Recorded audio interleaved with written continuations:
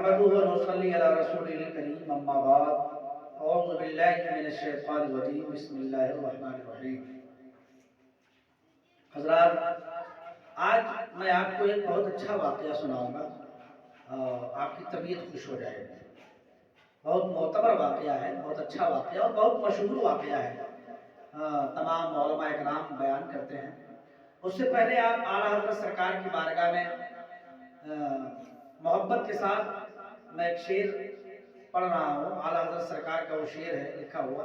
सरकार गौसे आज़म रज़ी अल्लाह तआला अन्हु की शान में आपने लिखा है, मेरे इमाम फरमाते हैं, वाह क्या मर्तबा ए गौस है बाला तेरा, वाह क्या मर्तबा ए गौस है बाला तेरा, ऊंचे ऊंचों के सरों से कदम आला तेरा, और वो क्या दबे जिस पे हो हिमायत का पंजा तेरा, शेर को खतरे में लाता नहीं कुत्ता तेरा। ये मेरे इमाम फरमाते हैं। एक बार का वाकया है कि हुजूर सैयदना सरकार गौसे पाक रज़ी अल्लाह तआला अन्हु, सरकार गौसे पाक बहुत बड़े अल्लाह के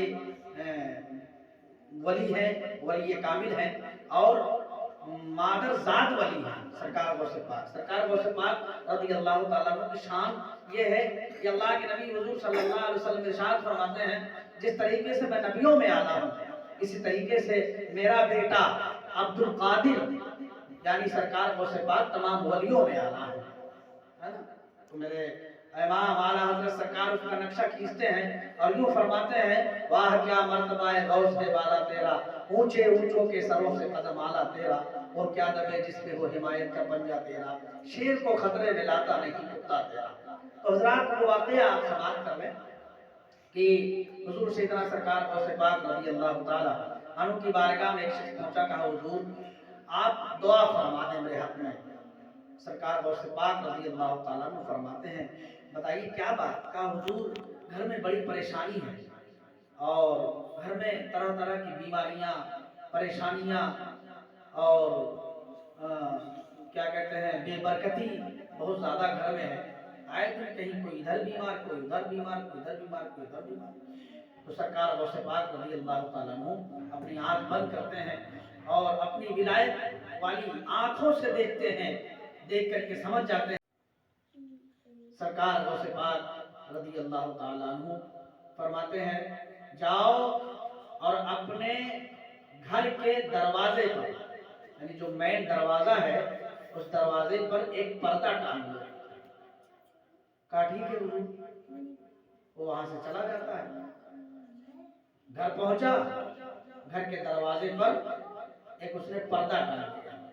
एक दिन, 2 दिन, 3 दिन, 4 दिन, 5 दिन, 6 दिन, कुछ दिन के बाद वो फिर जो है सरकार गौसे पाक रज़ी अल्लाह तआला अन्हु की बारगाह में पहुंचा, ये सोच करके कि सरकार बड़े पीर रज़ी अल्लाह तआला अन्हु ने हमको कोई वजीफा नहीं बताया, न सूरे बताया, न कोई ताबीज दी, न पानी पढ़ करके दिया, सिर्फ पर्दा बताया। तो इस पर्दे में राज क्या है, इस पर्दे में कौन सी ऐसी जो है बात छुपी हुई है कि ये पर्दा लगाने से मेरे घर में खैर बरकत होने लगी और बीमारियां खत्म होने लगी, खुशहाल लोग होने लगे, है ना।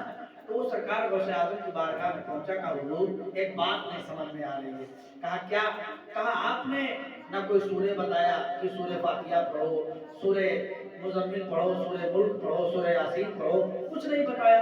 ना आपने कोई ताबीज बना के दी, ना पानी पढ़ करके दिया, आपने सिर्फ बताया पर्दा टांग दो। पर्दा टांगा जिस दिन से, उस दिन से मेरे घर में माशाअल्लाह आपकी दुआ से खैर बरकत होने लगी।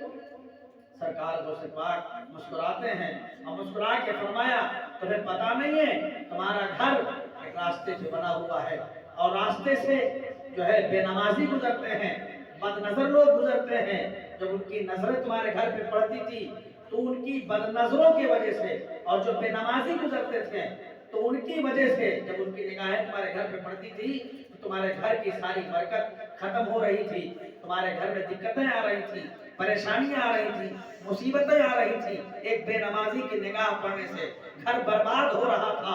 और जिस दिन से तुमने पर्दे टांग लिए, अब लोग गुजरते हैं, निगाहें तुम्हारे घर की तरफ जाती है, लेकिन वो पर्दा आड़ बन जाता है।